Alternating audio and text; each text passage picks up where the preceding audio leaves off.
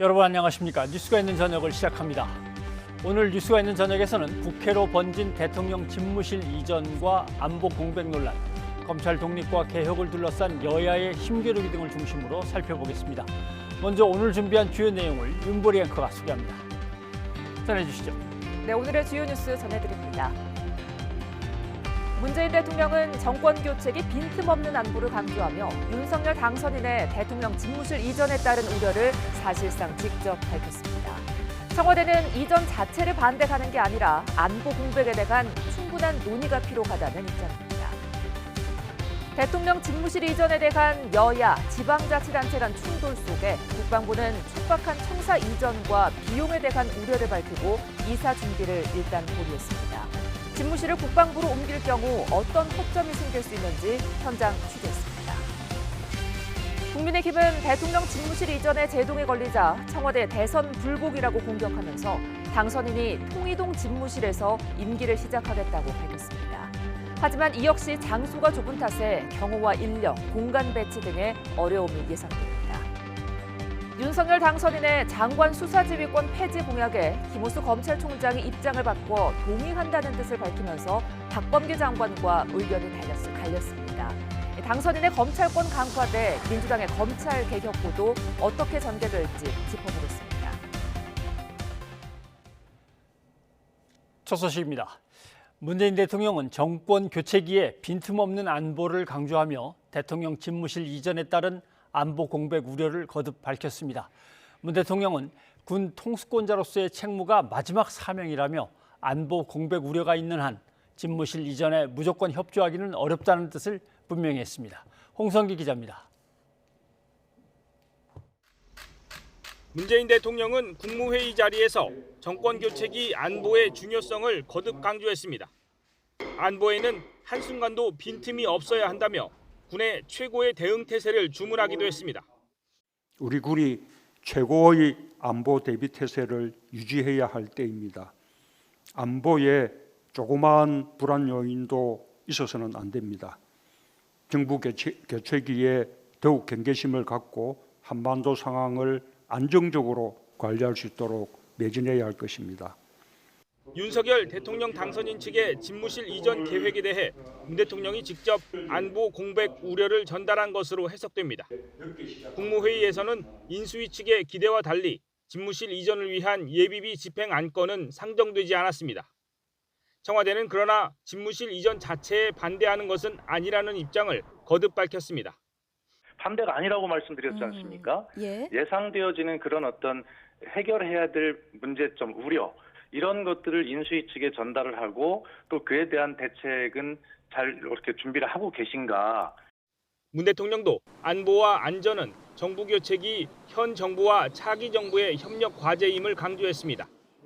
또 긴밀한 소통과 협의가 이루어지길 기대한다며 집무실 이전으로 인한 안보 공백 문제는 머리를 맞대고 논의할 사안임을 분명히 했습니다. 그러면서 헌법이 부여한 군 통수권자로서의 책무를 마지막 사명으로 여기겠다고 말하기도 했습니다.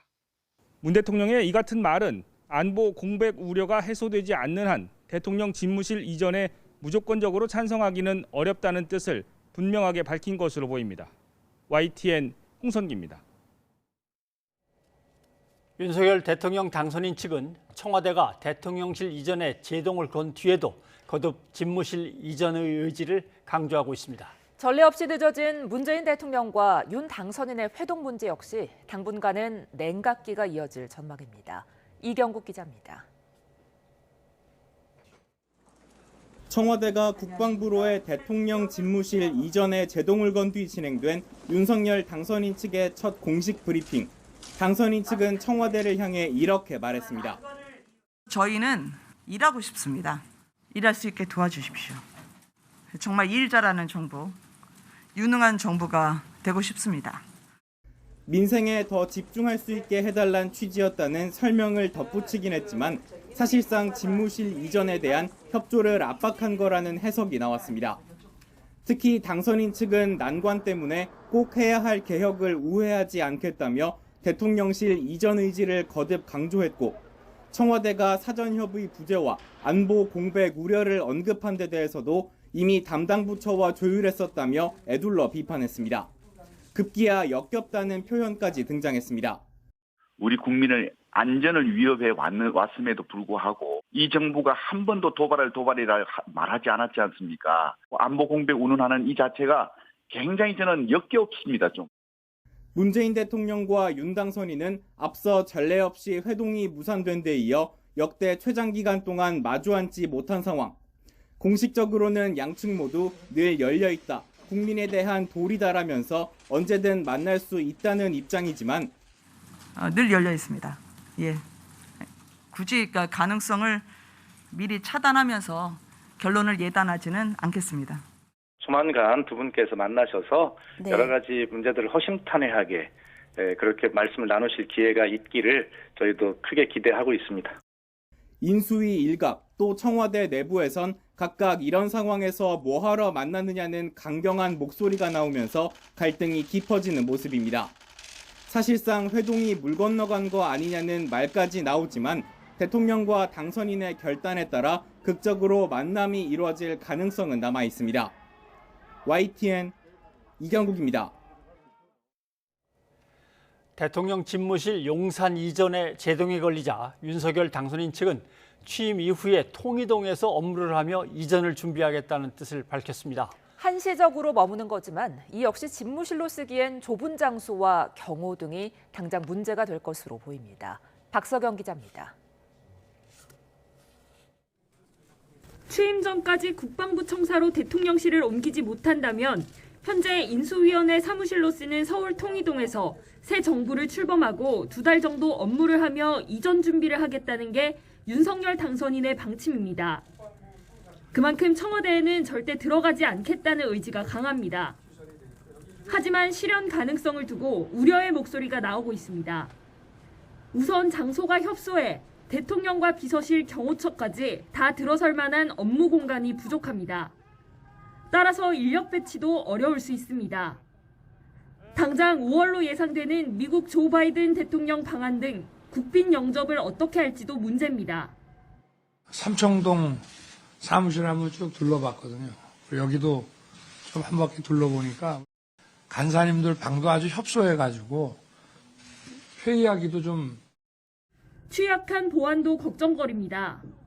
지하 벙커가 없는 만큼 안보 상황이 발생하면 거리가 있는 청와대 위기관리센터를 사용할 수밖에 없다는 의견이 나옵니다. 통이동 건물에는 방탄 유리가 설치돼 있지 않고 감청 방지 시설 등도 부족합니다. 리모델링보다 소상공인, 중소자영업자 분들 국가의 행정명령에 따랐다는 이유로 이 막대한 손실을 보신 이분들이 받은 피해를 실질적으로 구제하는, 저는 그 예산이 더 중요하고. 당분간 윤 당선인이 자택에서 출퇴근한다면 이에 따른 경호와 시민 불편도 고려해야 할 부분입니다. 서초동 자택에서 통이동까지는 11km 정도. 짧지 않은 거리인 만큼 출퇴근 시 교통 통제와 통신 차단도 불가피하기 때문입니다. 대통령 취임 후에는 경호 인력도 더 늘어납니다.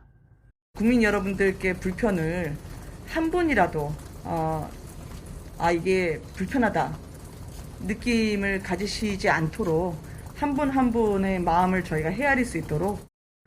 역대 대통령 가운데 처음으로 청와대를 벗어나는 대통령이 되겠다는 당선인.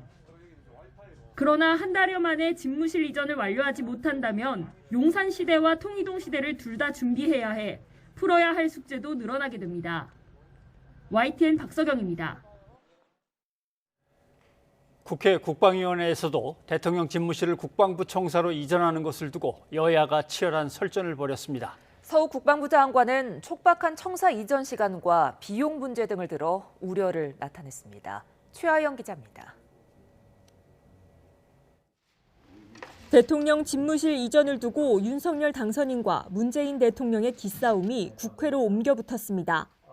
민주당은 정권 이양기에 급하게 할 필요가 있느냐며 안보 공백에 우려를 표했습니다.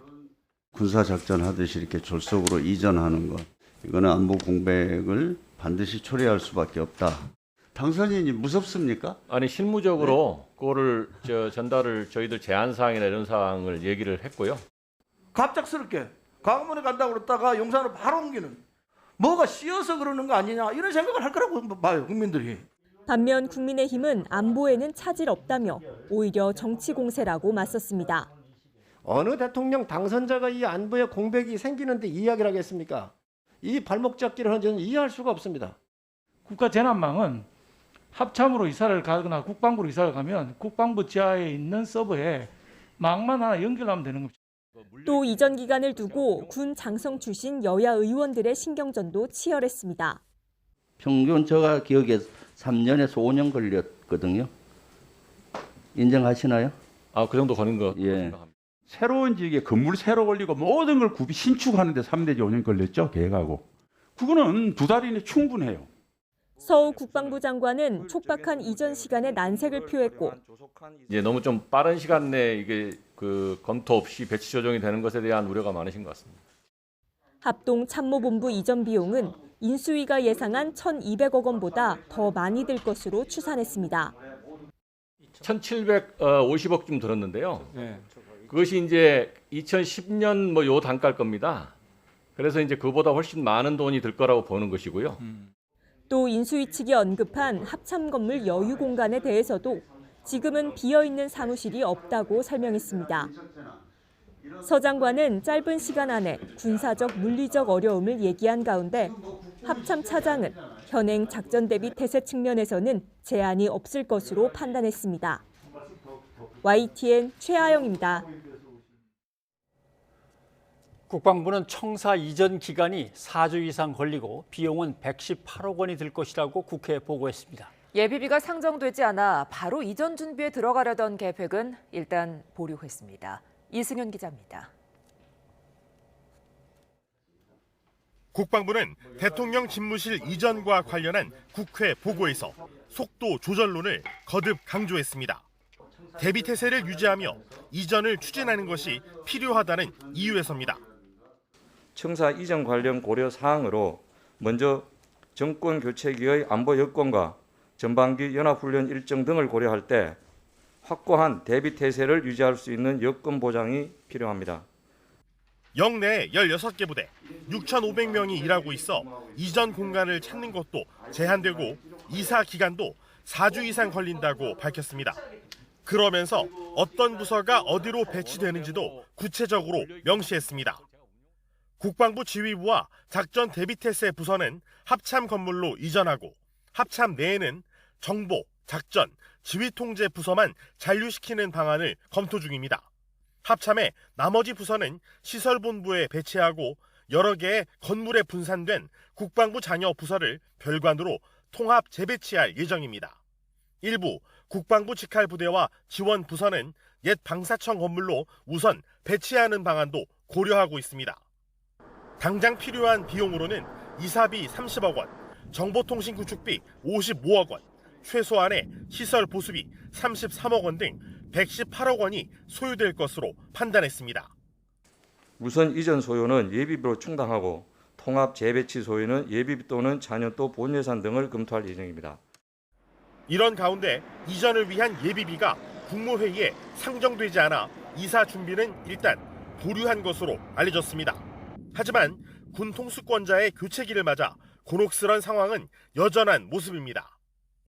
국방부는 앞으로 분산된 부서를 통합해 업무 여건을 보장하는 소요 재원도 필요하다며 정확한 규모를 검토하고 있다고 설명했습니다.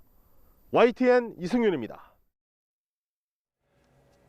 윤석열 당선인이 대통령 집무실 용산 이전 계획을 발표한 뒤 논란이 확산하고 있습니다. 청와대가 안보 공백 우려를 제기한 가운데 경호와 교통 문제도 계속 제기되는데요. 서은수 PD가 국방부 인근 고층 건물에 올라가 봤습니다. 윤석열 당선인이 직접 지휘봉을 들고 대통령 집무실 이전 계획을 발표한 지 하루 만에 청와대는 우려를 나타냈습니다. 어느 때보다 안보 역량의 결집이 필요한 정부 교체기에 안보 공백과 혼란을 초래할 수 있다는 우려를 애초 계획했던 광화문 청사에서 용산 국방부 청사로 이전 장소를 급 선회했지만 이마저도 경호에 문제가 있다는 지적이 나옵니다. 광화문보다 상대적으로 수는 적지만 용산 역시 국방부 청사 주변에 고층 건물이 많아 취약할 수밖에 없는 구조라는 겁니다. 제가 있는 이곳은 국방부 인근 20층 높이 건물입니다. 뒤로 보이는 것처럼 국방부와 합참 건물이 한눈에 내려다 보입니다. 해당 건물에서 국방부 청사까지는 직선 거리로 700m 정도. 이 밖에도 청사 인근 20층 이상 고층 건물은 적지 않습니다. 대통령 경호 문제가 제기되는 이유 중 하나입니다. 헬기장을 기준으로 반경 1km 이내에 20층 이상 되는 건물이 3군락이 있습니다. 여기에서는 헬기에서 내리고 타는 인원들의 얼굴이 식별될 만큼 아주 잘 보입니다.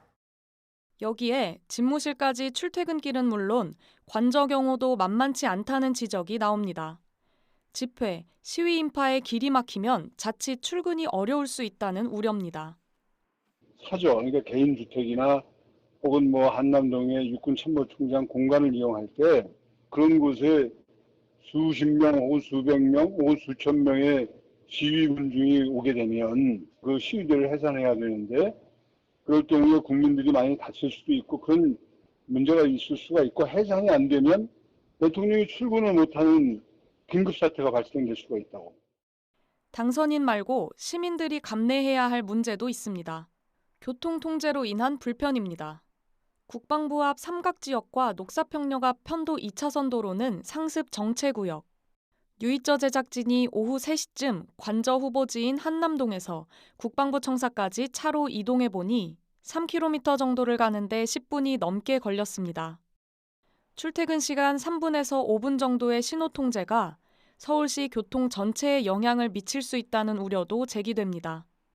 교통 통제를 하면 그게 나비 효과처럼 다 영향을 받고 5분 정도 이제 사고 처리를 하는 게 1시간이 지연될 수 있는 게 교통이라는 건데.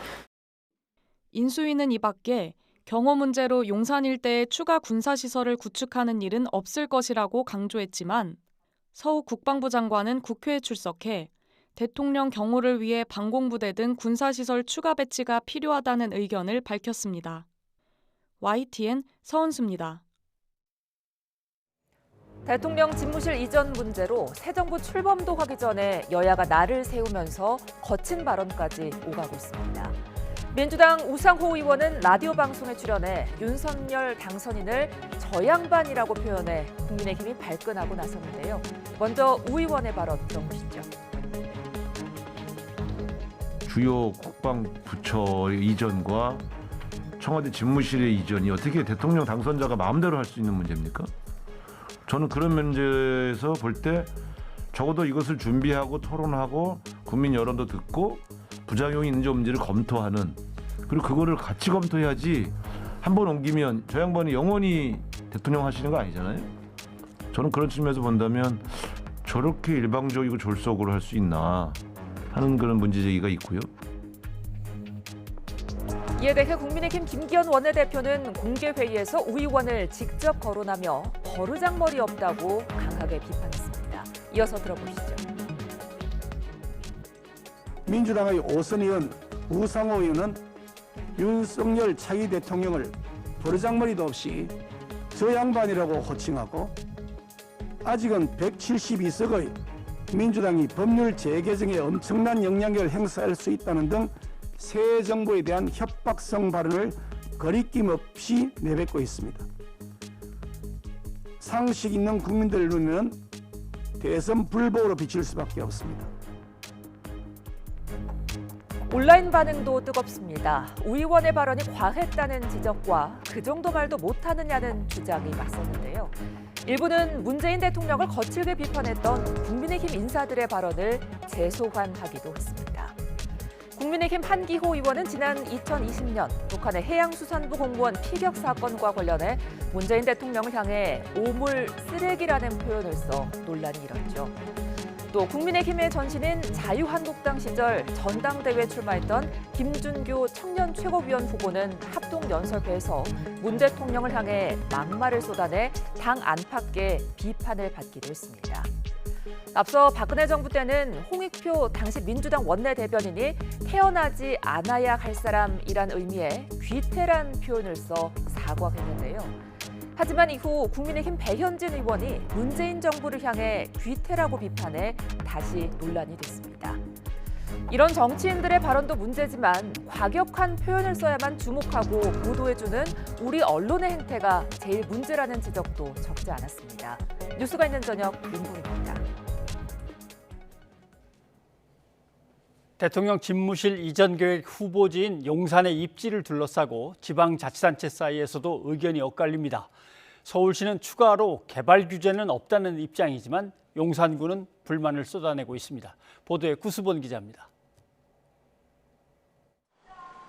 대통령 집무실 용산 이전 발표 하루 전인 지난 19일 오세훈 서울시장이 인수위를 찾았습니다. 오 시장은 윤석열 당선인에게 신중한 접근을 요청했는데 윤 당선인은 용산에 추가적인 규제는 없을 거라고 밝힌 걸로 전해졌습니다. 이후 서울시는 추가 개발 규제는 없을 거란 입장을 유지하고 있습니다. 당선인께서 그렇게 의지가 확고한 만큼 경호를 위해서 어떤 건축 제한을 요청한다거나 하는 일은 없을 걸로 내다볼 수 있고요. 이제 그렇다면 서울시도 추가적인 건축 규제를 할 이유가 없는 것이죠. 하지만 해당 자치구인 용산구는 불만을 쏟아내고 있습니다. 대통령 집무실이 용산으로 오기는 옵니까? 아닌 밤중에 홍두깨라고 느닷없이 보도 듣도 못한 이야기로 가지고 구민. 성 구청장은 또 차량 정체와 시위 등 문제가 불보듯 뻔하다면서 용산 구민이 지금껏 감내한 재산상의 피해가 작지 않은데 용산의 개발 계획들이 무산되거나 위축돼선 안 된다고 강조했습니다. 지자체와 주민들이 저마다 목소리를 내고 당장 용산 이전 계획에도 제동이 걸리면서 이를 둘러싼 논란이 한동안 계속될 것으로 보입니다. YTN 구수본입니다.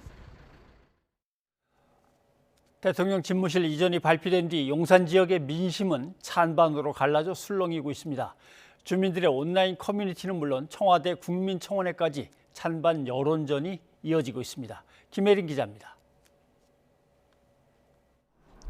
서울 용산구 국방부 청사 맞은편에 빨간 현수막이 붙었습니다. 현수막엔 집무실 용산 이전을 결사 반대한다는 문구가 적혔습니다. 다른 현수막엔 반대로 집무실 용산 이전을 환영한다는 내용도 있습니다. 불법 현수막들이라 대부분 철거됐지만 국방부 주변은 한때 집무실 이전을 두고 찬반으로 갈린 현수막이 곳곳에 내걸렸습니다. 용산 민심도 현수막처럼 찬반 의견이 극명하게 엇갈리고 있습니다. 나아가 귀를 기울이는 것이 중요하다 이랬어요. 그 귀를 기울이는 너무 말을 듣겠다는 건데 그 너무 말을 들 수 있는 자세가 돼 있다면은 예고 없이 청와대가 여기 밀고 들어올 수 있을까? 누가 이걸 만들어주면 400, 500억밖에 안 든다. 이건 소통이 아닙니다. 저 용산 여기 사는 한강로 사는 주민으로서 찬성 많이 하고 있습니다. 근데 이쪽으로는 발전이 좀 안 돼 있어가지고 낙후된 데가 좀 발전해가지고 좀 개발됐으면 좋겠습니다. 예. 일단 집무실을 옮기는 게 공식화된 만큼 소모적인 논쟁보단 비용과 같은 현실적인 문제를 논의해야 한다는 지적도 나옵니다. 찬성도 아니고 반대도 아니고 나는 청와대를 옮기는 것이니까 어느 정도 저걸 절충을 해서 하면 되는 것이고 정치인들도 그거 뭐 지나고 무슨 상관이 있어. 집무실 이전 논란은 지역 온라인 모임도 뒤흔들었습니다. 용산 지역 온라인 커뮤니티에 청와대라는 특정 단어를 쓰는 신규 가입자들이 몰려와 집무실 이전 반대글을 조직적으로 올렸다는 주장이 제기된 겁니다. 여론 조작을 위해 중국 댓글 부대가 동원됐다는 의혹까지 불거지면서 커뮤니티 운영진은 결국 집무실 이전 관련 정치성 글을 금지했습니다. 톡방이나 커뮤니티에서 갑자기 신규 인원이 늘면서 그냥 찬성 반대표가 막 올라온 거예요. 청와대 국민청원에도 찬반 양측의 청원글이 잇따라 올라오는 가운데 집무실 이전을 둘러싼 갑론을박은 쉽게 가라앉지 않을 것으로 보입니다. YTN 김혜린입니다.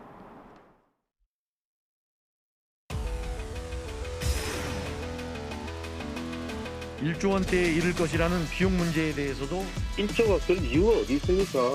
레임덕이 아니라 취임덕에 빠질 것이다는 민주당 아직 출범도 하지 않은 새 정권이 발목 잡는데 안보 역량의 결집이 필요한 정부 교체기에 안보 공백과 혼란을 초래할 수 있다는 우려를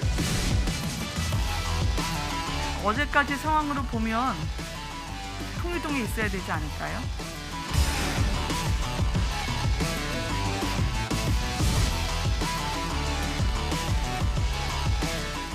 국민 여러분들께 불편을 한 분이라도 느낌을 가지시지 않도록 한 분 한 분의 마음을 저희가 헤아릴 수 있도록 준비하고 말씀드리도록 하겠습니다.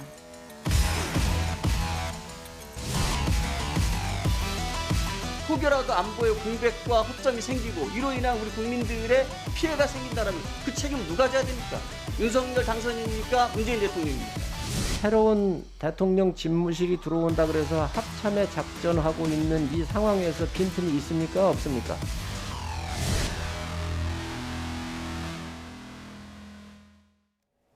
네, 윤석열 당선인의 청와대 이전 방침을 두고 청와대가 사실상 제동을 걸었습니다. 자, 김성환 시사평론가와 함께 살펴보도록 하겠습니다. 어서 오십시오. 네, 안녕하세요. 문 대통령은 오늘 국무회의에서도 다시 한번 안보 관련해서 공백이 있을 수는 없으니까 안 된다라고 입장을 또 밝혔습니다. 한번 다시 들어보죠. 예. 국정에는 작은 공백도 있을 수 없습니다. 특히 국가 안보와 국민 경제, 국민 안전은 한순간도 빈틈이 없어야 합니다. 정부 교체기에 조금도 소홀함이 없도록 마지막까지 최선을 다해 주기 바랍니다. 안보에 조그마한 불안 요인도 있어서는 안 됩니다. 정부 교체기에 더욱 경계심을 갖고 한반도 상황을 안정적으로 관리할 수 있도록 매진해야 할 것입니다. 네. 그러니까 무슨 정책이 있고 집행할 게 있어서 결재를 하는 것 같은 경우는 뭐 며칠 전까지 다 끝내놓을 수는 있는데 안보는 자정 땡 하고 다음 날로 넘어갈 때까지는 확실하게 책임을 지겠다. 뭐 이런 얘기인 것 같습니다. 근데 이제 당선인 측에서는 그런다고 내가 청와대를 들어가서 일을 볼 것 같습니까? 통일동에서 계속 일을 보면서 집무실을 이전하겠습니다라고 하니까 다시 한번 또 강조하고 이걸 언론들은 뭐 신구 권력의 갈등이라고 표현도 합니다. 근데 뭐 그렇게 또 볼 문제는 아니다. 뭐 이렇게 청와대 쪽에서는 얘기를 하고 있던데요. 예. 그러니까 왜 문재인 대통령이 안보 공백을 지금 얘기를 하고 있을까? 청와대 방 빼주기 싫어서 그럴까요? 이럴 때는 정치적으로 해석할 부분보다 가끔은요 신호를 그대로 고지고대로 해석해 줄 필요가 있다고 저는 생각합니다. 이거 아마 보시는 분들에 따라서 다른 생각하고 있을지 모르겠는데요. 제가 볼 때는 심상치 않은 신호를 계속 발생시키고 있다고 생각해요. 예. 왜냐하면 청와대가 어제 국가안전보장위 확대장관회의 열고 난 다음에 왜 이런 입장을 정리했을까? 저는 군 측 입장에 상당 부분 반영이 돼 있을 거라고 보거든요. 예. 서 국방부 장관도 오늘 국회에 나가서 조목조목 당선인 측 주장을 반박하는 모습을 보였는데요. 그러니까 이건 굉장히 이례적인 모습이라고도 볼 수 있거든요. 예. 이건 지금 안보가 상당히 불안한 상황일 수도 있다. 이거는 사전에 정보를 취득할 수 있는 그런 사람들은 아주 제한돼 있잖아요. 거기에서는 북의 정보나 이런 것들을 지금 분석하는 작업을 하고 있을 겁니다. 그러니까 조만간 도발에 있을 가능성이 매우 높다. 이렇게 지금 청와대는 신호를 발신하고 있다고 저는 생각하거든요. 예. 그러니까 아마 올해 초부터 시작해가지고 11차례 미사일 발사하지 않았습니까? 마지막에 미사일 발사 실패했던 게 뭐였었죠? 초대형 대륙간 탄도미사일이었어요. 그렇죠. 예. 그럼 또 발사할 수 있다는 얘기거든요. 근데 이거는 레드라인을 넘는 거예요. 대륙간 탄도미사일을 시험 발사하게 되면 이건 미국이 가만히 있지 않는 상황이거든요. 그러니까 그럴 만한 상황이 또 발생할 수 있다. 청와대는 보고 있다고 저는 생각합니다. 그러니까 4월 15일 그 김일성 생일인 태양절이 기다리고 있고 4월 한미 군사연습이 있잖아요. 이 기간 동안에 북한은 가장 예민한 반응을 그동안에도 보여왔습니다. 이 기간에 어떤 방식으로든 도발을 시도할 가능성이 있다. 이렇게 청와대는 분석하고 있다. 그러니까 이런 상황에서 국방부 이사하느라고 20일 동안 엘리베이터 24시간 풀 가동해도 모자란 이런 상황이 벌어졌다고 한다면 그 책임이 어디로 갈 것이냐. 결국은 윤 당선인이 아니라 문 대통령한테 올 가능성이 있다. 그런 부분에 대해서 아마 저는 굉장히 심각하게 바라보고 있지 않나 이렇게 생각합니다. 자, 여기에 대해서 이제 윤석열 당선인 측은 아니 일 열심히 하고 진짜 일 잘하는 정부, 능력 있는 정부가 되겠다는데 일 좀 하게 좀 도와달라라고 하는 거고 안 도와주겠다는 뜻이 아니다. 다만 시기적으로나 또는 시간상으로나 부족하다는 뜻이다. 양측이 이제 조금씩 묘한 뉘앙스를 부딪힙니다. 한번 좀 들어보시죠. 저희는 일하고 싶습니다. 일할 수 있게 도와주십시오. 그러니까 국민의 관점에서 볼 때 정말 일 잘하는 정부, 유능한 정부가 되고 싶습니다. 저희가 그 이전을 반대하는 것이 아니라고 얼마나 여러 차례 말씀을 드렸습니까? 이 안보 공백의 우려에 대해서는 꼭 협의를 하고 해결을 하셔야 되겠다. 함께 그렇게 한번 머리를 맞대고 해결해보자라고 하는 그런 취지라는 것을 다시 한번 말씀드립니다. 네. 5월 10일 딱 이전이어야만 하는가? 그러면 시간이 너무 촉박하다. 아니 뭔가 좀 도와주면은 시작부터 멋있게 한번 좀 일을 하고 싶은데 왜 못하게 하느냐? 어떻게 이걸 받아들여야 될까요? 비상적으로 보이는 모습은 웃으면서 뺨 때리는 것 같아 보이긴 해요. 그러니까 지금 서로 웃는 표정을 지면서 예. 그러면서도 서로를 때리는 것 같은 그런 느낌을 받게 되거든요. 근데 조금 더 생각을 한꺼풀 들여다보면 예. 지금 양쪽 다 출구를 뚫어놓고 싸우고 있는 거 아닌가 이런 생각이 들어요. 그러니까 문 대통령이나 윤 당선인 모두 이렇게 가버리면은 서로 간에 불편해질 수 있다는 걸 잘 알고 있다고 하는 거죠. 그러니까 현직 대통령인 문 대통령하고 척을 지게 될 경우에 정권 인수인계 작업을 제대로 못하는 건 당선인 측이잖아요. 당선인 측도 이렇게 가면은 손해가 될 수밖에 없는 상황이기도 하고요. 예. 자칫 집무실 이전 문제로 더 갈등이 증폭됐을 경우에 그러니까 정권 출범하기도 전에 최저 지지율로 출범하는 이런 정부가 될 가능성도 있다는 겁니다. 예. 그러니까 사실 앞에서 싸워요. 예를 들면 이런 거잖아요. 도와주십시오 이렇게 얘기를 하잖아요. 예. 그러면서 윤 당선인은 오늘 뭐라고 했습니까? 북한 방사포 발사가 9.19 군사합의 위반이다. 그러면서 안보 공백을 문재인 대통령 정면으로 공격하는 이런 모습을 보였거든요. 예. 문 대통령이 안보 공백이라고 하니까 안보 공백은 당신들이 만든 거 아니냐 이렇게 얘기한 것이랑 다름이 없어요. 그리고 난 다음에 또 뭐라고 얘기합니까? 소상공인 자영업자 손실보상 추경 지금 추진해야 된다 이렇게 얘기를 하잖아요. 근데 집무실 이전에 모든 이슈가 빨려 들어갈 경우에는 윤 당선인 측 입장에서도 그게 만약에 무산이 되면 진짜 다 잃어버리는 일이 발생할 수 있잖아요. 그러니까 민생을 챙기는 모습도 동시에 보여줘야 할 필요가 있다. 이렇게 보는 것이고요. 청와대 역시 마찬가지잖아요. 안보 공백을 우려하면서도 우리가 집무실 이전에 반대하면서 이렇게 얘기하는 게 아니야. 그 부분은 얼마든지 얘기할 수 있어. 이렇게 얘기하고 있거든요. 그러니까 앞서 말씀드렸던 것처럼 진짜 웃으면서 뺨 때리는 것처럼 보이기도 하면서도 그러면서도 양쪽 다 출구는 지금 열어놓고 싸우고 있는 것이다. 예. 이렇게 보이는데요. 이건 제가 볼 때는 좀 정치 공학적으로 해석을 하자면 이 문제만 있지 않기 때문에 그럴 수 있다고 봐요. 그러니까 집무실 이전 문제만 지금 청와대하고 논의하는 게 아니잖아요. 네. 장제원 비서실장하고 이철희 정무수석하고 계속 지금 협의를 하고 있는 중이라고 말하지 않습니까? 예. 그 이전에 나왔던 주제만 봐도 이명박 전 대통령 사면 문제, 그다음에 뭐 공공기관 인사권 여러 가지 문제? 문제가 네. 지금 남아 있잖아요. 그런 문제까지 같이 논의를 해야 되는 상황인데 거기에서 힘겨루기를 하고 누가 국민의 여론을 얻느냐에 따라서 좀 더 유리한 위치로 갈 수 있다고 하는 거죠. 그러니까 그런 면에서 지금 굉장히 물밑에서 여러 가지 치열한 수싸움을 벌이고 있는 거 아닌가 이렇게 또 해석이 가능할 것 예. 같습니다. 자, 청와대를 놔두고 꼭 다른 데 가서 직무를 해야 됩니까? 라는 이제 논의는 들어갔습니다. 왜냐하면 청와대 측에서도 우리도 동의 안 하는 게 아니다라고 얘기를 해버리니까. 근데 왜 꼭 그 날짜에 딱 들어가야 되는지, 왜 하루도 청와대에 가서 일을 하면 안 되는지에 대해서 왜라는 이제 질문이 떠오르기 시작했는데 거기에 대한 찬반 얘기를 한번 좀 들어보죠. 내가 편하면 그게 바로 국민의 감시가 없어지고 국민의 눈에 띄지 않으면 거기서부터 불통이 나오는 것이고 거기서부터 부정부패가 생기는 것이다. 지금까지 살면서 그게 들어간다고 거기 들어간다고 제왕적 대통령이 되는 건 아니고 또 당선인이 그렇게 의지가 강하다 그러면 옮기겠다고 하는 걸 아니 한번 들어가면 대개 못 나온다. 무슨 감옥도 아니고 좀 잘 납득이 안 가요. 제왕적 대통령제를 상징하는 그곳에 벌써 들어가는 순간 마음가짐이 꼭 그런 게 아니다. 흔들릴 수 있는 것이다. 아마 이런 얘기인 것 같은데 그러면 그동안에 들어갔던 사람들은 다 제왕적인 어떤 대통령으로서의 권위를 가지고 어떤 직무를 받다는 뜻인가? 그것도 아닐 것인데 말이죠. 조금 논리가 약간 거기서 비약적입니다. 근데 지금 벌써 부정부패 얘기 꺼내기 너무 이르지 않나요? 예. 집권 초기 아직 취임도 하지 않은 당선인 신분이잖아요. 대통령 영이 저렇게 시퍼렇게 살아있는데 예. 그 앞에서 부정부패할 공무원이나 참모가 있을까요?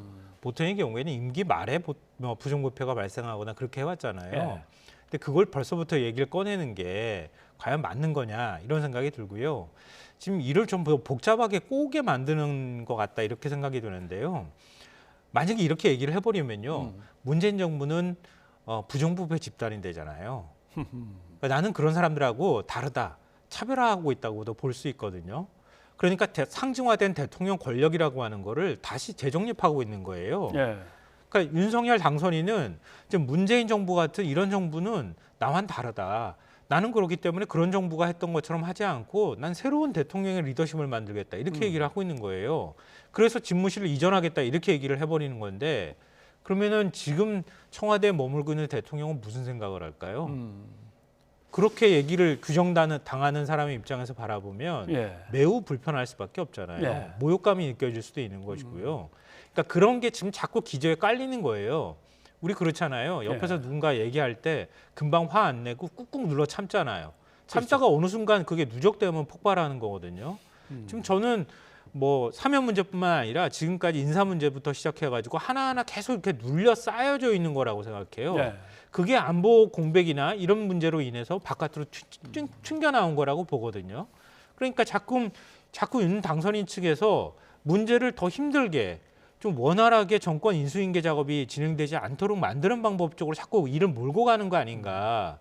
그러니까 그런 면에 있어서는 오히려 더 왜 이렇게 극단으로 가는가 이런 면에서 좀 의문을 갖습니다. 일단 여론조사를 해보니까 청와대로 옮기는 것 자체에 대한 반대 여론이 훨씬 높은 건 분명하게 나왔는데 그래도 꼭 옮겨야 되는 이유가 뭡니까? 라고 하는데 이제 설명을 하는데 설명이 그렇게 딱 떨어지게 설명이 되는 것 같지 않은데 그걸 또 5월 10일에 딱 맞춰야 됩니다라고 하니까 그 설명도 뭔가 충분히 납득되지 않으니까 이제 자꾸 엉뚱한 얘기들이 나오는 거죠. 한쪽에서는 풍수지리를 보는 거 아니냐 이런 얘기도 나오는데 뭐 설마 그럴 거라고 생각을 만듭니다만은 자꾸 그렇게 믿고 소문이 싶지는 번지는 않아요. 거예요. 예, 물론 뭐 김건희 씨 녹취록 얘기 나오고 난 다음에 거기서 영빈과 옮기겠다고 몇 번에 동의를 했다. 뭐 이런 얘기를 끄집어내기 시작하면 뭐 얘기가 한도 끝도 없어지는데요. 예. 그러니까 최근에 이제 윤석열 당선인을 지지했다고 하는 분이 또 그분이 전달해줬다 그러면서 저한테 누가 이거 어떻게 생각해요? 라면서 보여준 게 있어요.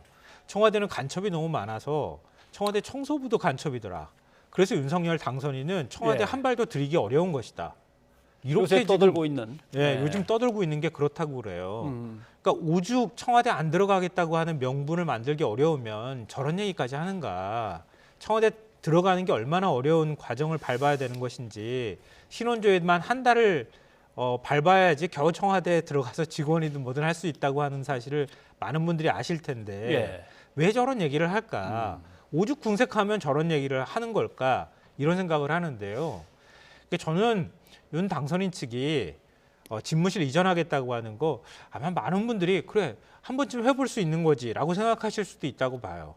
그런데 이 과정에 대해서는 동의 못하는 분들이 많을 거라고 보거든요. 예. 윤 당선인 측이 사회적 논의 과정을 납작하게 만들어버렸어요. 그러니까 좀 어떤 이슈나 대통령 집무실을 만약에 옮긴다고 하면 그러면 대통령이라고 하는 권력을 다시 어떻게 상징화된 걸 바꿔보겠다고 한다거나 이런 여러 가지 취지가 있을 수 있잖아요. 그러면 사회적으로 여러 가지 제안들이 나올 수 있어요. 예를 들면 청와대 집무실을 용산으로 이전하는데 용산으로 이전하는 것도 나쁘지 않네. 왜냐하면 용산 국가공원을 하면 예. 용산도 완전히 달라질 테니까요. 언젠가는. 그러면 지금 국방부 청사에 들어가서 대통령이 집무 보는 것보다 차라리 청와대는 같은 모양은 아니더라도 대통령 집무실을 하나 줘도 되겠네. 그렇지 않겠습니까? 예. 그런 방식으로 좀 새로운 형태의 개방된 형태의 청와대 집무실 같은 걸 만들 수도 있잖아요. 그러니까 지금 국방부 출입을 굉장히 오래 한 중경 기자 이상급 되는 분이 저한테 그래요. 근데 국방부 청사에 정말 많이 들어가 봤는데 거기 예. 대통령이 올 자리가 아니야. 대통령이 올 수 있도록 만든 건물이 아니야. 예. 근데 왜 저렇게 고집을 피우는지 모르겠어요. 저한테 그런 이제 한탄을 하면서 얘기를 하던데요. 저는 국방부 청사로 사용했던 저 건물에 대통령, 우리는 대한민국의 최고 권력자가 저기에 들어가가지고 아니 권력자는 아니더라도 대통령이 들어가서 근무한다는 게 공간이 가지고 있는 상징성으로 보자면 저는 어울리지 않다고 생각해요. 건물을 하나 이참에 그냥 새로 용산으로 갈 거면 대통령 집무실 하나 새로 백악관처럼 좀 야트막하면서도 멋지게 한번 져줬으면 좋겠다는 생각도 들어요. 네. 그리고 국립중앙박물관하고 축을 맞춰서 한강까지 연결되는 새로운 도시계획 만들었으면 좋겠고요. 그러니까 이런 얘기를 못 꺼낸다는 거예요. 이렇게 꺼내면 너 선거 불복이지? 대선 불복하는 거야? 이렇게 얘기한다는 거예요. 차라리 그렇게 할 거면은 대통령 집무실을 옮길 거면 그러면 세종시로 가보면 어떻겠느냐? 국토 균형 개발이라고 하는 개념을 다시 도입해서 예. 그 노무현 대통령이 얘기해왔던 것처럼 완전히 대한민국의 전반적인 그림을 다시 한번 그려보는 건 어떠냐. 예. 이런 얘기도 저는 할 수 있다고 그런 보거든요. 논의들을 하면 좋은데 국회에서 하면 되는데 국회에서 여야는 또 그렇게 부딪히질 않죠. 한번 좀 들어보십시오. 혹여라도 안보에 공백과 허점이 생기고 이로 인한 우리 국민들의 피해가 생긴다면 그 책임은 누가 져야 됩니까? 윤석열 당선인입니까? 문재인 대통령입니까? 양쪽이 다 어려움이 있는데 현재 주의권을 갖고 계시는 분이라고 생각합니다. 새로운 대통령 집무실이 들어온다 그래서 합참에 작전하고 있는 이 상황에서 빈틈이 있습니까? 없습니까? 네, 현행 작전 대비 태세 측면에서는 제한이 없을 것으로 판단하고 있습니다. 아무튼 여야가 저렇게 공세를 갖다 서로 퍼붓고 있으니까 사실 답답한 거는 가만히 있다가 뒤통수를 맞게 된 군 당국도 지금 아무 깝깝할 것입니다. 준비는 뭐 하긴 해야 되는가? 근데 뭐 이건 명령과 지시가 떨어지고 예산이 주어져야지 조사도 해보고 할 텐데 그것도 좀 어려운 일이고. 그러니까 미래 권력이자 조만간 군 통수권자가 될 사람한테 정면으로 국방부나 군이 맞서는 모양새가 보이는 건 굉장히 부담스러운 일이잖아요. 앞서 제가 말씀드렸던 것처럼 군은 불만이 폭발하기 직전인 것 같아요. 그러니까 아닌 밤중에 지금 홍두깨라고 갑자기 지금 국방부 청사 옮기는 것부터 시작해서 합참 옮기고 뭐 지금 다 난리가 난 상황이잖아요. 이게 맞는 거냐? 이런 것에 대한 내부 불만이 상당히 많이 있을 거라고 봐요. 그게 정돈돼서 문재인 대통령 이불톡에서 나오는 거 아닌가 그런 생각을 하게 되는데요. 그러니까 뭐 말씀드렸던 것처럼 기왕 할 거라면 좀 번듯하게 좀 했으면 좋겠어요, 일을. 근데 아예 출구 막아두고 나는 무조건 할 거야. 딱 정해놓고 5월 9일 아니 10일 0시부터 시작해서 0시부터 청와대도 개방할 거야. 문 대통령 곧바로 방 빼라는 건 아니다. 이렇게 얘기는 하고 있지만 그렇게 이미 다 선언해버렸잖아요. 답은 이미 다 내려놓고 다른 우려가 들어갈 만한 얘기나 다른 논쟁이 들어가거나 아니면 다른 의견이 제시될 틈을 전혀 안 주고 있잖아요. 이게 과연 맞는 거냐. 그러니까 상징화되어 있는 뭐 굳이 조선시대 얘기까지 꺼내면 그렇지만 경복궁을 만들 때부터 정도전이 거기에 경복궁이 들어가겠다고 생각했을 때 그 시점부터 시작해서 따지면 600년부터 이어왔던 거예요. 그 역사성을 완전히 새롭게 쓰는 거나 마찬가지거든요. 그러면 좀 사회적 논의를 해서 좀 그런 생각도 들거든요. 굳이 취임 때부터 집무실 용산으로 이전하겠다는 욕심만 갖지 않는다면 굉장히 논의를 멋있게 만들 수 있을 것 같아요. 국민들의 동의를 얻으면서. 그래서 다시 멋있게 용산을 재구조화 작업들도 하면서 한다면 윤석열 당선인이 한 취임 3, 4년쯤 돼서 그때 새 대통령 집무실에 들어가서 멋지게 근무하는 모습 보여줘도 될 것 같은데. 그러니까 결국은 대통령하고 당선인이 빨리 만나서 제가 할 수 있는 일은 각 부처에 지시해서 이전에 관한 이런저런 타당성 조사를 미리 쭉 하고 문제점 쭉 열거한 다음에 거기에 맞는 조치들을 준비해 놓고 있을 테니까 대통령 돼서 바로 시작을 하십시오. 뭐 이 정도의 얘기로 어떻게든 마무리가 질 수도 있을 것 같은데 만나면 되는 거 아닌가요? 그러니까 지금 배수의 진을 치고 있는 것 같은 모습들을 보이고 있는 거잖아요. 합의가 안 되는 안건을 의제를 자꾸 꺼내놓고 지금 청와대를 압박하기도 하고 또 청와대가 도와줘야 될 것처럼 얘기를 하고 있단 말이에요. 근데 뭐 지금 현직 대통령이 문 대통령도 좀 역으로 부담스러운 상황이 됐거든요. 어떤 방식으로든 출구를 뚫어야 되는데 제가 볼 때는 합의할 지점이 많지 않아요. 그게 이제 제일 고민스러운 부분이 아닐까 싶은데요. 그래도 만나긴 할 거다. 안 만나면 안 되는 상황이잖아요. 양쪽 다 너무 부담스러우니까. 그러니까 합의하는 게 거의 없거나 조금만 합의한다 하더라도 일단은 만나려고 시도할 것이다. 그게 이번 주말이 되든 다음 주가 되든 간에 그래도 안 만날 수는 없기에 만나는 모습이라도 보여지고 그다음에 합의가 안 되는 부분들은 다시 논의하자. 이렇게 하더라도 만나는 모습은 어쨌든 보여주고 국민 불안을 좀 잠재우게 만들어줄 필요가 있다. 이 지점 하나만큼은 당선인과 대통령이 공감할 것이다라고 생각합니다. 그나저나 여야는 사실 지방선거를 앞두고 있는데 지금 지방선거 준비가 막 한참 뜨거워서 열이 지금 막 열기가 솟구쳐야 될 것 같은데 지방선거 진행되는 건 별로 없습니다. 지금 뭐 모든 이슈가 다 여기에다 매몰되기도 했고요. 아직도 지금 뭐 어차피 이제 국민의힘은 대선에서 승리한 정당이기 때문에 예. 당을 정비하고 지방선거 준비하기가 굉장히 좋아요. 좋은데 그렇겠죠. 민주당의 경우에는 지금 비대위 체제로 간 거 아닙니까?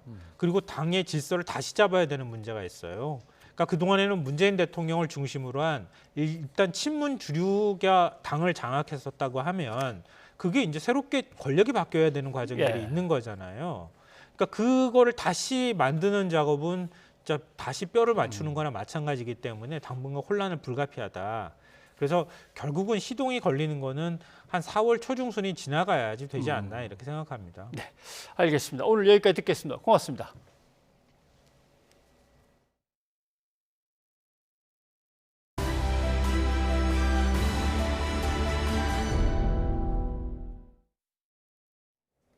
윤석열 대통령 당선인이 코로나19로 피해를 본 자영업자와 소상공인 지원을 위한 2차 추가 경정 예산 편성을 공식화했습니다. 더불어민주당도 추경이 필요하다는 입장이어서 논의가 급물살을 탈 것으로 보입니다. 부장원 기자입니다. 윤석열 당선인은 인수위원회 간사단과의 첫 회의에서 코로나19 손실보상 방안 수립을 강하게 주문했습니다. 코로나로 인한 자영업자 소상공인들의 빈곤 탈출 방안을 저희가 신속하게 좀 수립을 해야 될 것 같습니다. 소상공인 자영업자 지원을 위해 최대한 빨리 추경을 추진하겠다는 뜻도 거듭 확인했습니다. 현 정부에 추경 편성을 요청해보고 만약 받아주지 않으면 새 정부가 출범하자마자 즉시 추진하겠다고 못 박은 겁니다. 빠르면은 현 정부에다가 추경 요청을 할 수도 있고 뭐 안 들어주면은 정부가 출범하면서 바로 준비된 추경안을 저희가 국회에 보내는 그런 방안으로. 안철수 인수위원장이 이끄는 코로나 비상대응특위와 경제 1분과가 구체적인 손실보상 대책 마련에 착수했는데 그 내용에 따라 추경 윤곽이 결정될 전망입니다. 그 부분들에 대해서 여러 가지로 논의를 하고 있습니다. 사실 그 소상공인 보상 방법이 여러 가지가 있지 않습니까? 현금 지급도 있을 수 있고 또는 세금 감면이라는 방법도 있고. 윤 당선인이 후보 시절 50조 원대 재정 투입을 공약한 만큼 17조 원 규모의 지난 1차 추경보다는 증액될 거란 전망이 높습니다. 민주당도 추경 필요성에는 공감하고 있어 여야 협상도 속도를 낼 것으로 보입니다. 국민의힘이 말한 대로 4월 추경을 실현할 의지가 있다면 신속하게 재원 마련 방안과 추경 규모 등을 논의해야 할 것입니다. 민주당은 준비되어 있습니다. 6월 지방선거 일정을 고려하면 늦어도 5월에는 추경안이 국회를 통과할 수 있을 거란 예상이 나오지만 추경 전체 규모와 구체적인 지원 대상이 막판 변수가 될 수도 있습니다. YTN 부장원입니다. 지난해 말 사면도에 입원 치료를 받아온 박근혜 전 대통령이 모레 아침 퇴원합니다. 대구에 마련한 사저에 바로 입족한 뒤 대국민 메시지를 낼 것으로 보입니다. 황보혜경 기자입니다. 모레 아침 8시 반 박근혜 전 대통령이 퇴원합니다. 지난해 11월 삼성 서울병원에 입원한 지 123일 만입니다. 박 전 대통령은 특별 사면 소식도 병원에서 접할 만큼 건강이 좋지 않았지만 최근 들어 호전된 거로 알려졌습니다. 퇴원하면 곧바로 차량을 이용해 대구 달성군에 마련한 사저로 이동합니다. 공식 퇴원 날짜만큼이나 관심이 쏠린 건 박 전 대통령이 퇴원하면서 과연 메시지를 낼 것인지였습니다. 대리인인 유영하 변호사는 박 전 대통령이 병원에서 간단한 인사말을 전할 거라고 밝혔습니다. 또 사저에 도착한 뒤엔 대국민 메시지를 낼 계획이라고 덧붙였습니다. 이때 자신에 대한 검찰 수사를 이끈 윤석열 대통령 당선인을 포함해 새 정부에 대해 언급할지 주목됩니다. 국정농단 사건으로 구속된 뒤 처음으로 자신의 고향에서 지지자들을 만나게 될 박근혜 전 대통령. 측근 인사들의 사저 방문이 이어질 거로 보이는 가운데 새 정부 출범과 맞물리면서 그의 입에 관심이 쏠릴 거로 보입니다. YTN 황보혜경입니다.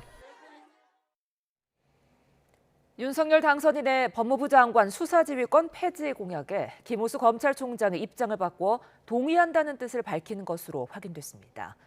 폐지는 시기상조라는 박범계 법무부 장관 입장과 다른 것이어서 주목됩니다. 우철희 기자입니다.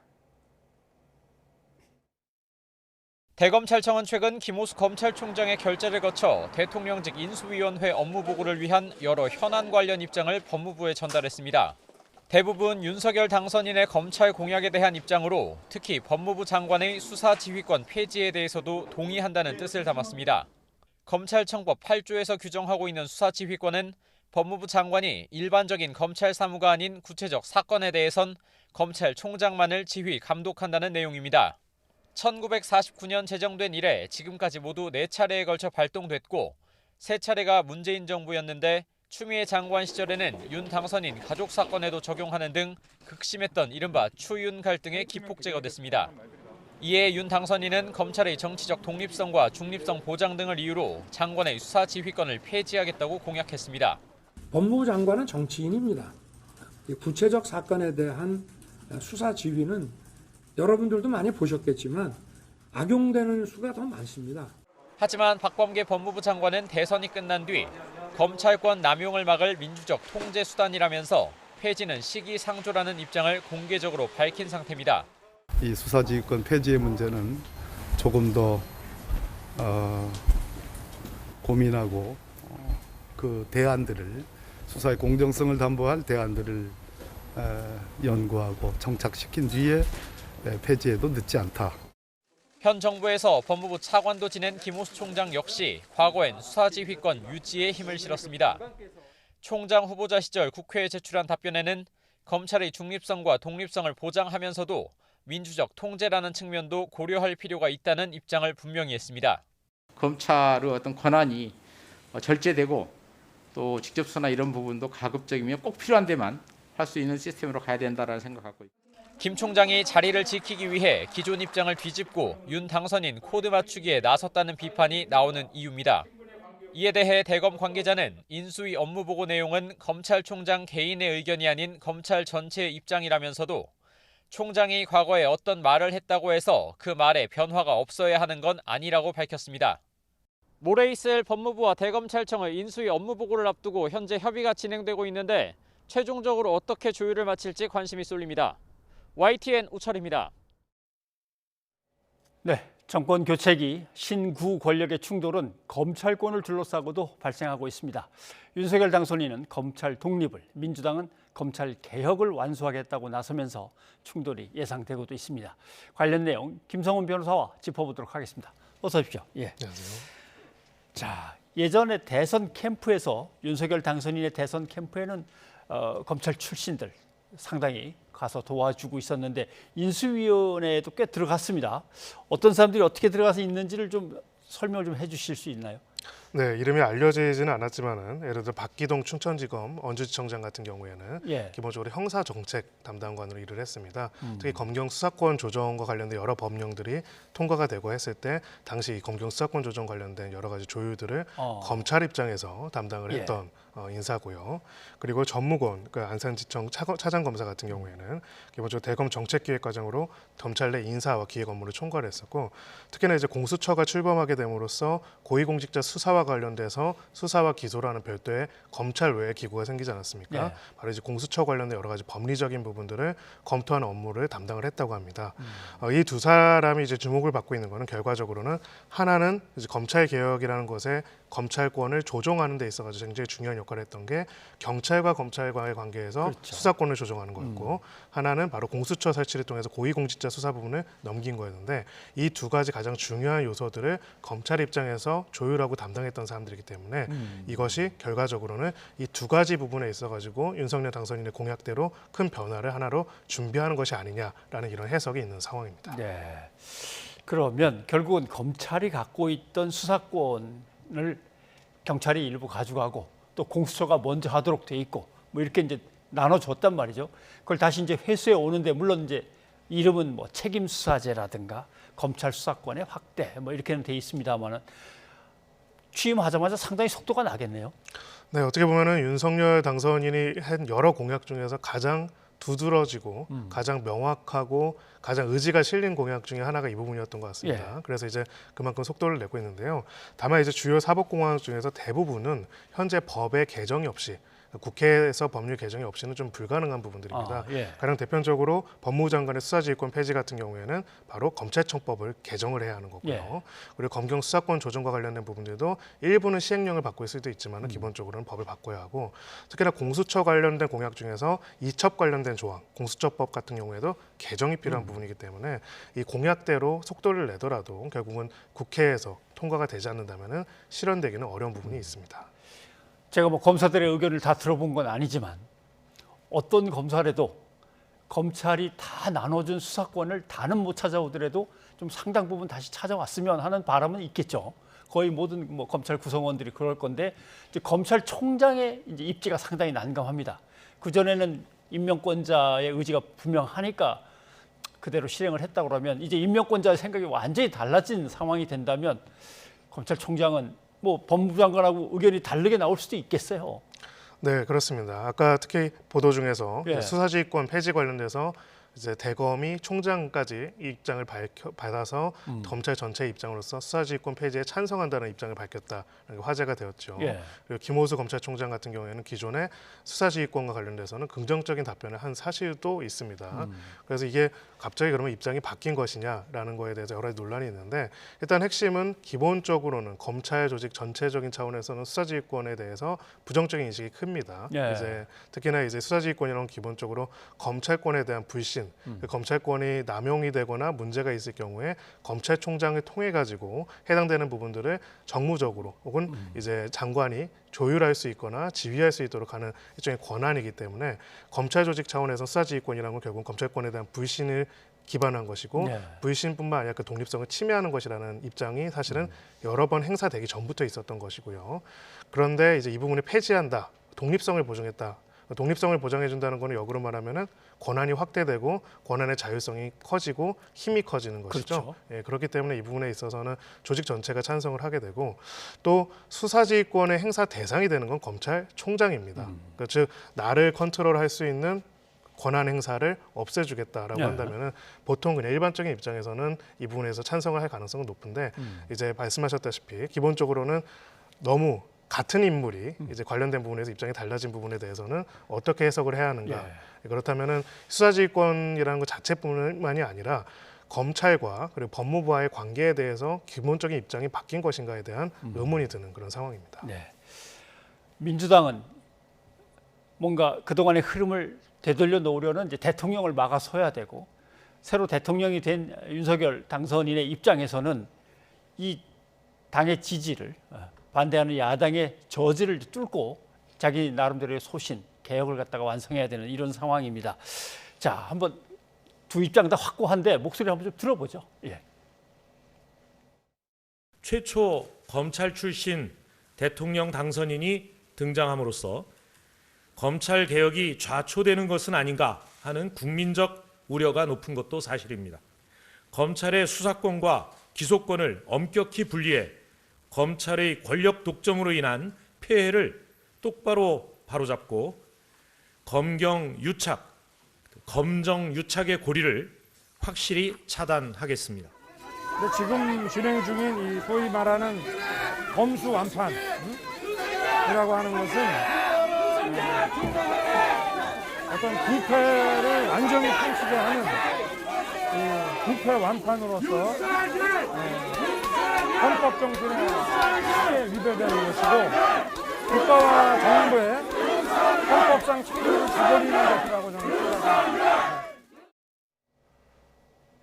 뭐 양쪽 다 우리 쪽이 하려는 게 개혁이라고 이제 생각을 하고 있을 것인데, 근데 검찰이 갖고 있던 이런저런 권한들을 분산시키고 견제와 균형을 맞추는 각종 법안들은 지난번에 다 통과가 됐는데 민주당이 해야 될 법안들이 또 남아 있습니까? 네, 민주당에서는 또 검찰 개혁과 관련돼 가지고 기본적으로 수사권을 완전하게 박탈해서 혹은 이 부분에 있어서 공소청 뭐 그런 얘기가 나왔었죠. 그래서 기본적으로 수사가 아닌 기소와 공소 유지 업무만을 검찰이 담당하게 해서 수사라는 하나의 권한을 더 이상 검찰이 행사하지 못하도록 해야 한다라는 입장이 있고요. 또 그런 부분들에 대한 이야기가 법률을 통해서 더 강하게 토출이 되어야 한다라는 법안 또 통과의 의지도 있었습니다. 예. 지금 근데 말씀드렸던 것처럼 바로 그런 민주당의 입장과 지금 방금 나왔던 윤석열 당선인의 4대 공약은 방향성에 있어가지고 약간 다른 게 아니라 완전히 반대 방향이죠. 예. 오히려 검찰의 권한을 쪼개가지고 나눠줬던 부분들을 다시 검찰이 회수할 수 있도록 하고 그런 검찰에 대한 통제권도 상당히 완화시켜가지고 한다는 것. 기본적으로 이제 이 부분과 관련돼 가지고 민주당이 가지고 있는 입장과 윤석열 당선인이 가지고 있는 방향성이 가장 큰 차이점은 검찰에게 독립성을 주고 그 권한을 집중시켜주면 그 권한과 독립성은 충분히 독자적인 정치적인 의지가 돼서 권력이 남용이 될 것이다라는 하나의 입장 속에서 검찰 개혁이 추진이 됐던 거고요. 윤석열 당선인 쪽에서는 검찰에게 독립성을 주면 정치적으로 개입을 안 하면은 그렇다면 중립성 또한 보장이 된다. 지금까지 검찰이 문제가 됐던 거는 정치의 영역에서의 개입 때문이다라는 이야기를 하는 것을 이야기를 하고 있는 것입니다. 그래서 기본적으로는 너무나 반대되는 방향이기 때문에 하지만 분명한 거는 이것이 다시 정리가 되려면 법률 통과가 꼭 필요하기 때문에요. 그 부분에 있어가지고는 또 하나의 정치적인 타협이 이루어질 수도 있다. 이렇게 보여집니다. 다만 그 방향성은 강론은 모르더라도 사실은 모두가 원하는 거 어찌 보면 똑같습니다. 검찰이나 모든 수사 권력이 공정하게 수사를 하고요. 남용되지 않고요. 정치적으로 왔다 갔다 하지 않고 독자적인 의지라서 시민들의 권리를 침해하지 않도록 하는 거. 하지만 정말 나쁜 사람들은 제대로 수사해서 처벌하는 겁니다.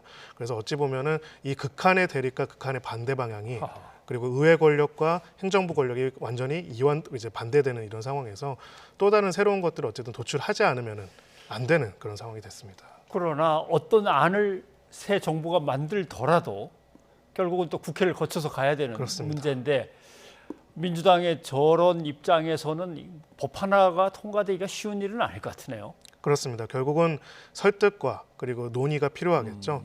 단순하게 결론만 예를 들어서 뭐 수사지휘권을 폐지한다. 공수처에다 입법 조항을 폐지한다는 결론만이 있는 것이 아니라 왜 폐지해야 하고 무엇 때문에 그것이 해야 하고 그리고 그렇게 했을 때 그것이 과연 국민들과 검찰의 중립성과 독립성에 도움이 되는지 여부에 대해 가지고 사실은 더 많은 소통이 있어야 합니다.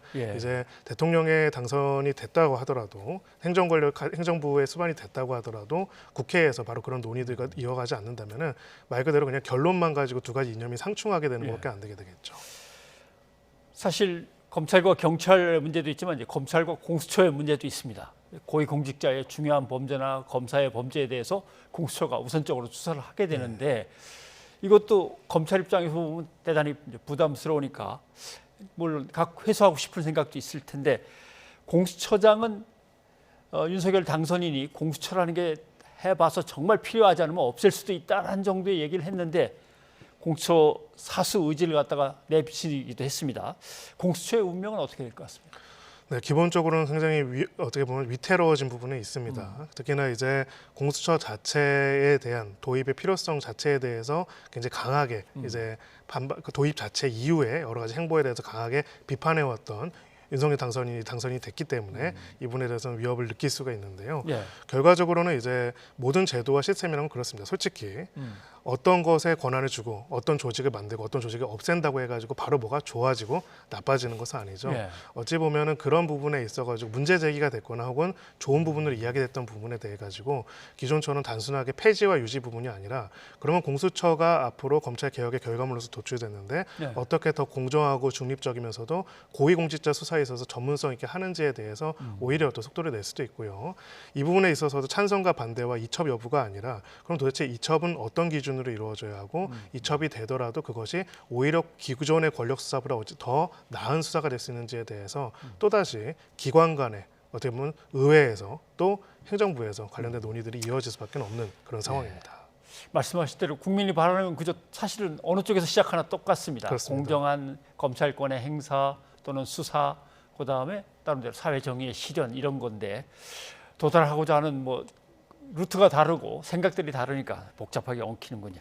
이건 지켜봐야 될 문제니까. 변호사님 오늘 여기까지 듣겠습니다. 고맙습니다.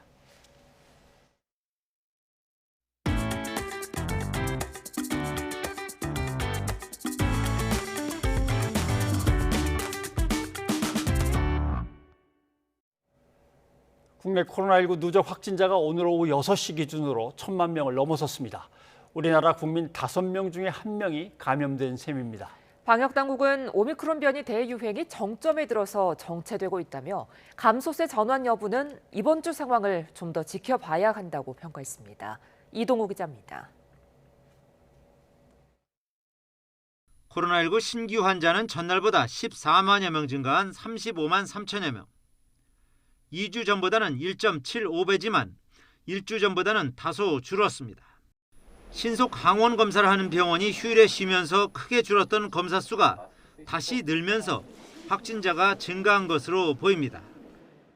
오미크론 대유행의 영향으로 누적 환자는 지난달 6일 100만 명을 넘은 뒤 한 달 보름 만에 10배에 달할 정도로 가파른 확산세를 보였습니다. 전 국민의 20%가 감염된 셈입니다. 미국과 영국 등은 전 국민의 20%가 감염된 뒤 감소세를 보였는데 우리나라도 같은 상황일지는 미지수입니다. 어느 정도 과거 감염으로 인한 자연 면역의 보유율 그리고 또 예방 접종률로 인해서 어느 정도 그 감염 예방하는 부분들 이런 부분들을 좀 복합적으로 검토를 해야 되기 때문에 단순하게 인구 대비 확진율로만 정점 예상 시기를 좀 예상하기는 좀 어렵습니다. 정부는 매주 나타나던 큰 폭의 환자 증가 추이는 사라지고 있어 유행이 정점에 진입해 정체되고 있다고 평가했습니다. 하지만 정점이 꺾인 뒤 감소세로 전환되는지 여부는 상황을 좀 더 지켜봐야 한다고 밝혔습니다. 전파력이 오미크론보다 더 높은 스텔스 오미크론 BA2의 점유율이 급증하고 있는 점을 변수로 꼽았습니다. 이 스텔스 오미크론의 전파력이 기존 오미크론보다 다소 빠른 것을 감안할 때 정점 이후의 감소세가 어느 정도 형성될지는 이후 상황을 좀 더 지켜봐야 평가가 가능할 것으로 판단하고 있습니다. 전문가들은 외국과 달리 우리나라는 밀집된 환경이 많은 데다 방역 조치가 완화됐고 백신 접종 후 시간 경과에 따른 면역 감소 등의 영향으로 확산세가 쉽게 가라앉지 않을 것으로 전망하고 있습니다. YTN 이동호입니다. 코로나19 위중증 환자는 1000명대를 유지하고 있지만 중환자 병상은 빠르게 차고 있습니다. 정부는 이달 말이나 다음 달 초 2,000명 안팎 중환자 발생에 대비하고 있는데요. 입원 환자 대부분이 기존 기저질환 악화로 치료받고 있는 점에 주목하고 있습니다. 이형원 기자입니다. 코로나19 위중증 환자는 연일 1,100명대를 기록하고 있습니다. 확진 규모와 2, 3주 시차를 두고 중환자가 늘어나는 점을 고려하면 20만 명에서 최대 60만 명대에 달하는 확산세에도 위중증 증가폭은 둔화했다는 평가입니다. 특히 지난해 12월 델타 유행 때와 비교하면 확진자 대비 중환자 규모는 확연히 줄었습니다. 당시 7,000명대 확진에 위중증은 1,100명대까지 치솟았는데 현재는 30배 넘는 확진에도 중환자 숫자는 비슷한 겁니다. 확진자 증가 폭에 비해 위중증 환자 증가는 둔화되어 나타나는 경향입니다. 고령층의 3차 접종률이 높은 상황에서 오미크론의 낮은 중증화율과 고위험군 중심의 조기 진단과 먹는 치료제 투입 등의 결과로 정부는 이달 말이나 다음 달 초 위중증 환자 2,000명 안팎 발생에 대비하고 있습니다. 다만 실제 중환자실이나 준중환자실 입원 환자는 더 큰 폭으로 늘 수 있다고 예측했습니다. 현재도 위중증 환자는 1,000명대지만 중증 병상은 5,000개 넘게 가동 중입니다. 코로나19 감염 증상 자체는 약하지만 기존 기저질환 악화로 치료받는 환자 비중이 크기 때문입니다.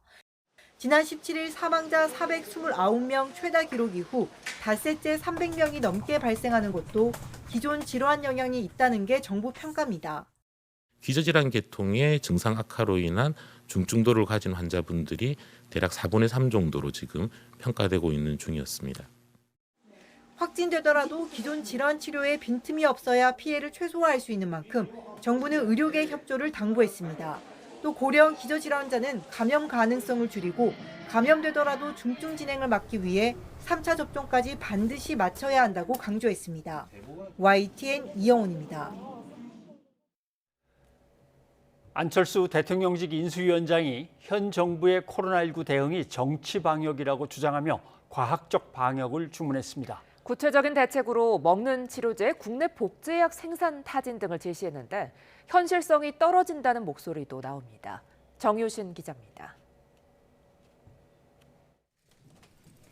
코로나 비상특위 위원장을 겸하고 있는 안철수 대통령직 위원장은 먼저 현 정부의 방역 정책이 비과학적이라고 비판했습니다. 우선 현 정부 방역 정책을 저희는 정치 방역이라고 그렇게 평가를 합니다. 즉 여론에 따른 정책 결정이었다. 그래서 여러 가지 그 실수가 나왔다는 분석입니다. 안 위원장은 새 정부에선 과학 방역을 하겠다며 일단 현 정부에 7가지 권고사항을 제안했습니다. 재택치료보다는 동네 의원에서 대면 진료를 볼 수 있도록 하고 백신 부작용 관련 자료를 투명하게 공개하라고 주문했습니다. 또 일반 국민을 대상으로 항체 양성률을 정기적으로 조사해서 방역 정책에 반영하고 5살에서 11살 백신 접종은 본인과 부모의 선택에 맡기자고 말했습니다. 특히 팍스로비드와 같은 먹는 치료제 확보를 위해 로열티를 지불하고 국내에서 복제약을 만들 수 있을지 가능성을 타진해보자고 제안했습니다. 우리 정부와 제약사가 나서 팍스로비드 복제약을 생산할 수 있게 협상에 나서자는 겁니다. 제약사에 요청을 해서 이 특허에 대한 로열티를 내고 국내에서 복제약을 만들 수 있을지 가능성을 타진할 필요가 있다. 인수위의 이른바 과학방역 제안에 대해 전문가들의 반응은 엇갈립니다. 특히 동네 의원 대면 진료 강화와 전국민 항체 양성률 조사는 필요한 조치지만 200만 명 가까운 재택치료자가 모두 대면 진료를 받는 것은 어렵다는 겁니다. 무엇보다 코로나 치료제 복제약 국내 생산은 실현 가능성이 떨어진다는 지적입니다. 제 소아들 같은 경우는 이제 자기 증상을 제대로 호소 못하는 경우들이 많고 증상이 급격히 갑자기 악화되는 경우들 많고 소아에서는 먼저 좀 풀어야 되지 않을까. 현재 시점에서 보면은 팍스로비드의 복제약을 지금 교섭해서 허가받기까지는 시간이 상당히 많이 걸리는 부분이 있어서 현실성은 없는 상황입니다. 인수위가 제안한 과학적 방역 제안이 기존 방역 정책과 차별성이 떨어진다는 목소리도 나옵니다. 인수위 코로나 특위는 앞으로 주마다 2~3차례 회의를 통해 새 정부 코로나 방역 정책에 대한 구체적인 방안을 마련할 방침입니다. YTN 정유준입니다. 세계의 빵 바구니로 불리는 우크라이나, 세계 최대의 비료 수출국인 러시아가 전쟁에 휘말려 있습니다. 위에 거는 3월 1일 기사입니다. 밥상 물가 들썩, 이건 3월 22일 기사인데 식량 위기 최악. 곡물가 상승, 물가 상승해서 이제는 기아, 굶주림으로 사태의 성격이 변하고 있는 겁니다. 국제 곡물 가격이 얼마나 뛰었는가는 간단히 한번 살펴보겠습니다. 콩, 밀, 옥수수인데 전부 다 2배 이상 뛰어 올랐습니다. 자, 연쇄적으로 다음과 같은 사태가 이어지게 됩니다. 한번 천천히 살펴보죠. 유가와 곡물가가 상승하게 되면 결국 사료값, 비료값 상승하게 되죠. 그리고 이제 씨 뿌리고 일을 해야 되는데 전쟁 중에 우크라이나도 그렇고 러시아도 그렇고 주변 국가들도 농작물 파종이 차질이 빚어집니다. 그럼 전쟁이 끝나면 되느냐? 아닙니다. 전쟁터로 폐허가 된 농지들이 회복하려면 그것도 또 시간이 걸리고 여기에서 일할 사람들도 또 많이 줄었습니다. 그래서 농지 회복은 상당히 늦어지게 됩니다. 자, 이렇게 되면 사태가 장기화하고 위기가 커지기죠. 이 위기가 커질 걸로 보고 나라마다 움직임이 바빠지고 있습니다. 보십시오. 러시아, 우크라이나가 식량 수출을 금지한 거는 당연히 해야 될 일이고 이집트도 드디어 밀과 밀가루, 콩 수출 금지 조치를 했습니다. 헝가리도 모든 곡물에 대해서는 수출 중단했습니다. 또 중단은 아니지만 통제를 강화하기 시작한 나라들도 있습니다. 보면 인도네시아가 팜유 수출, 전 세계의 팜유는 인도네시아 것이 장악하고 있는데 제한하기 시작했습니다. 아르헨티나가 밀 가격 안정제를 도입해서 밖으로 빠져나가는 밀을 다시 챙겨놓기 시작했고요. 터키는 세계 최대 밀가루 수출국입니다. 터키 역시 곡물 수출을 통제하기 시작했습니다. 여기에다가 올해 미국의 밀 농사가 가뭄으로 아주 흉작입니다. 자, 우리의 식량 자급률은 한 45% 수준이죠. 밥상 물가 대책을 빨리 세워야 합니다. 보시면 수입선을 다변화해야죠. 우크라이나, 러시아에서 사오던 것을 다른 데서 사와야 되는데 그런데 이게 어렵습니다. 왜냐하면 우리만 그런 게 아니라 다른 모든 나라들이 러시아, 우크라이나가 아닌 다른 나라를 찾기 위해서 뛰어다니고 있기 때문에 결국 값이 뛰기 시작하는 겁니다.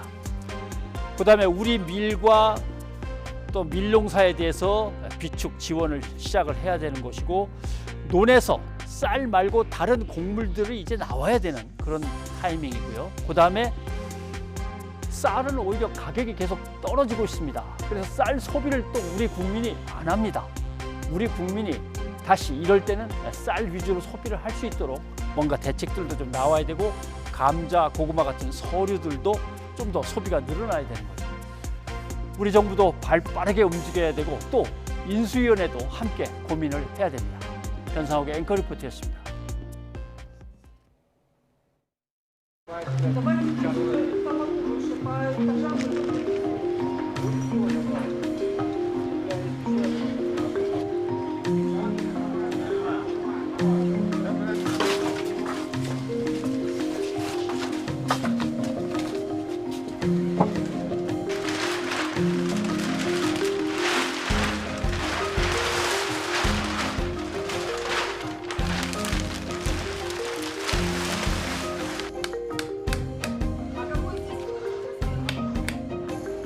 Нам же до вот этого. Да.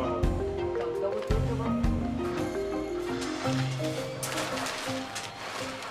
Очень боимся, газ отключен, отопления нет, света нет, есть холодная вода. Я не знаю, горячей, наверное, нет, холодная. Ну вот все разрушено полностью. Ну, мы начинаем убирать просто, а так он все завалено.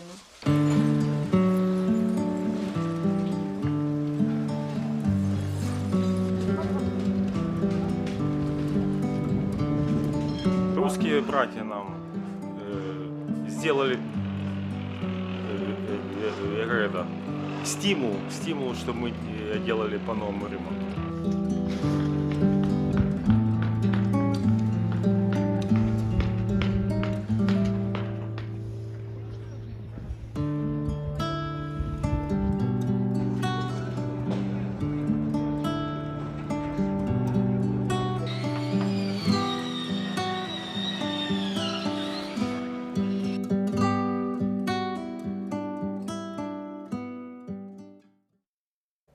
오늘 저희가 준비한 순서는 여기까지입니다. 저희는 내일 다시 찾아뵙겠습니다. 여러분 고맙습니다.